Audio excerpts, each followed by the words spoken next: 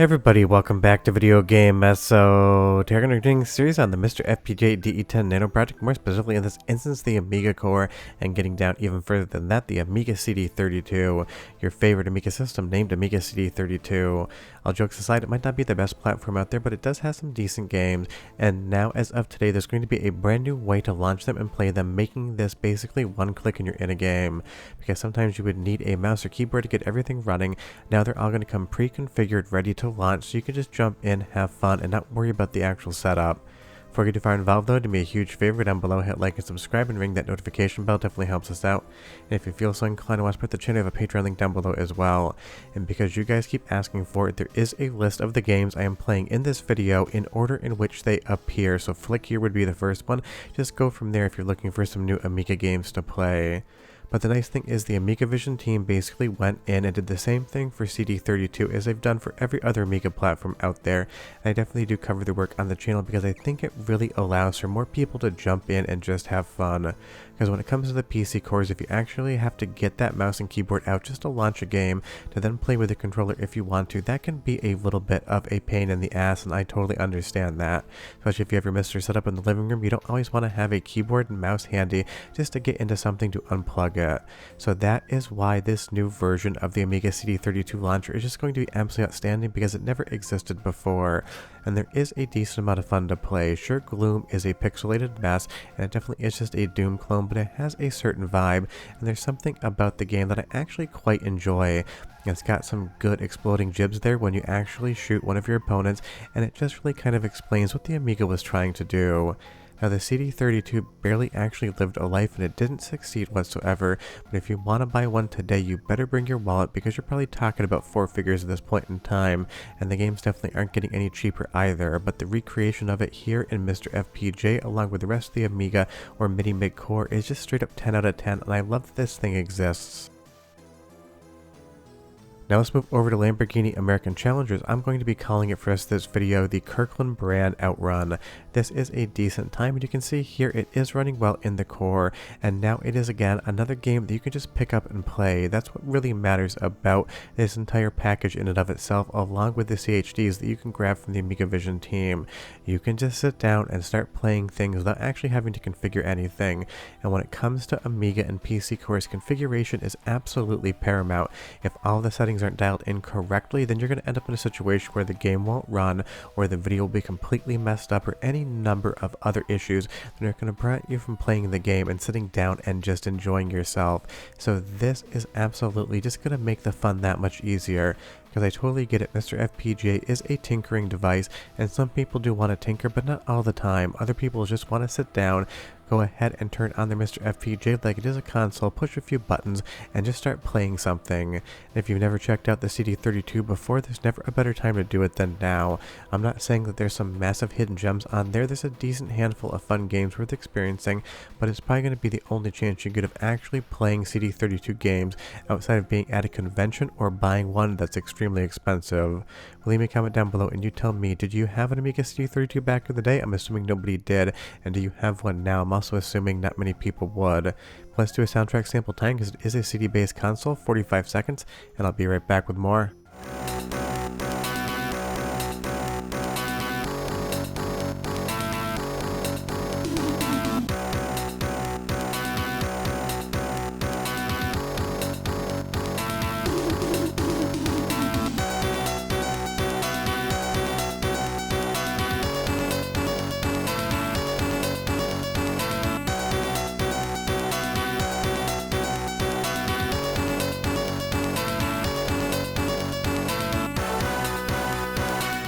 Okay, I kind of forgot that was actually a chiptune soundtrack sample there, and interestingly enough, that is working correctly. The game just has some really weird stereo separation. You did have audio track 1 and audio track 2, but if you didn't hear, maybe you weren't on headphones, the right-hand channel was definitely playing a lot more samples on the left, but that just seems to be how something like Lamborghini works.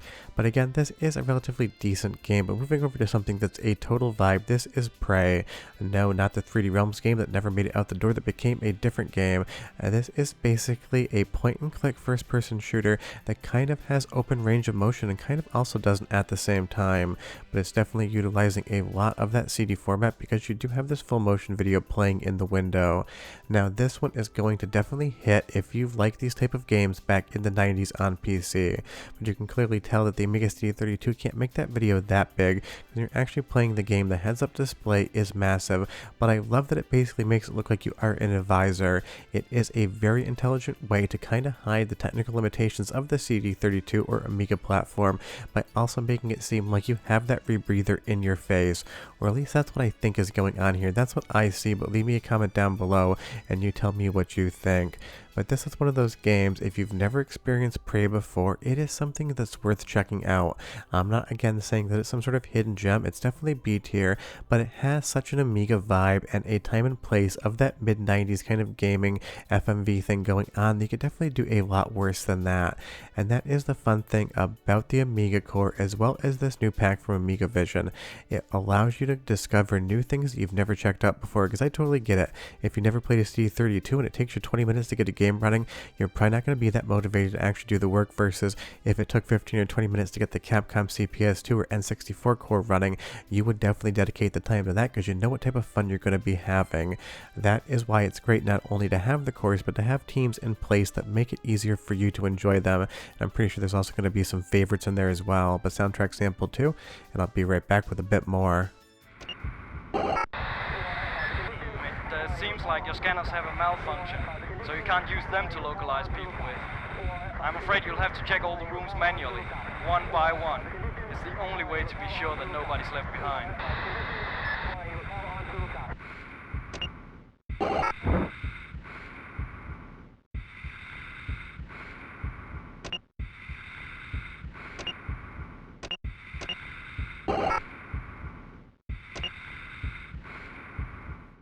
I mean, I love the audio there, and it definitely tells a story of place, and this game definitely has a vibe with some light horror elements as well, because you're never going to be quite sure what is around the corner, and it is an effective usage of what the CD32 can do. Developers could use this thing to make some interesting experiences, but Amiga was kind of hurting at that point in time, and the CD32 was definitely a platform that it seems like not many people wanted to dedicate time, energy, or development money to, because they could clearly tell it wasn't succeeding. But definitely check Prey out. It is a good example of where the CD32 excels. It's a fun experience. It's something completely different that you probably never played before.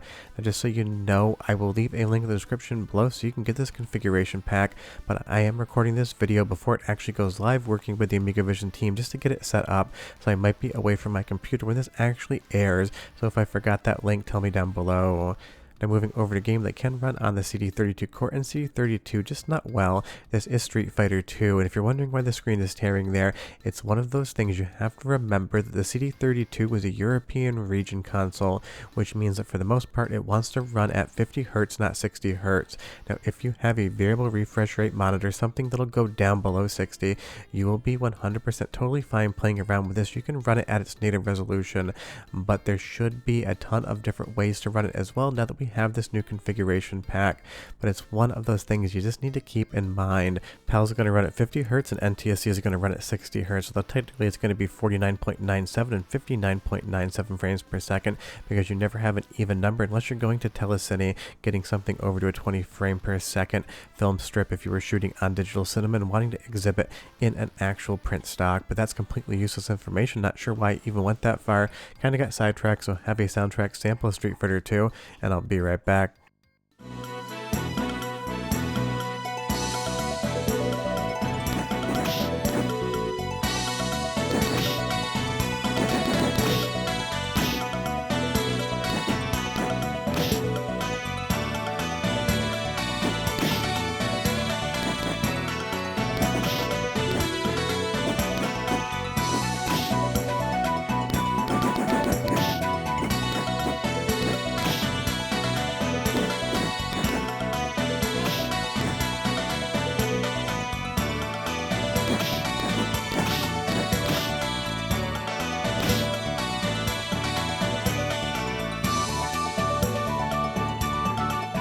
Definitely some interesting music, even if it sounds completely unlike Street Fighter, but moving over to a game that I don't think you need to use the CD32 to play, but 100% works and is a great example of a fun game.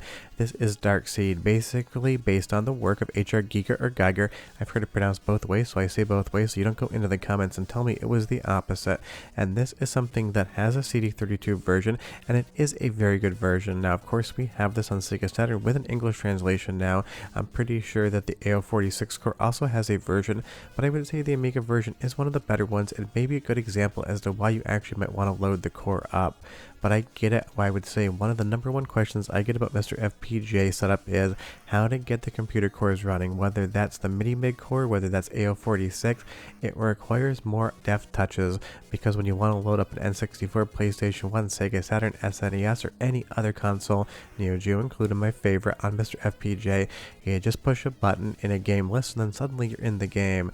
It's not usually like that on the PC side of things, so teams like AmigaVision try to do their best to make sure it can become that, because remember, I understand completely that not everyone has the experience that I do, not only setting up MiSTer FPGAs, but working with vintage computers, and this is going to be great because it prevents people from basically thinking they shouldn't touch the core in the first place. If you're 22 to 30 and you're not really used to vintage PCs, you still want to have fun with this, so teams like AmigaVision help you do that. And there's also some pinball games as well. Those were always huge back in the day, although I've never loved digital pinball once, but if I didn't mention one pinball game on the CD32, people would ask me about it. But that's the video, the link's down below unless I forgot it. If I did, yell at me and I'll see you next time. Bye bye.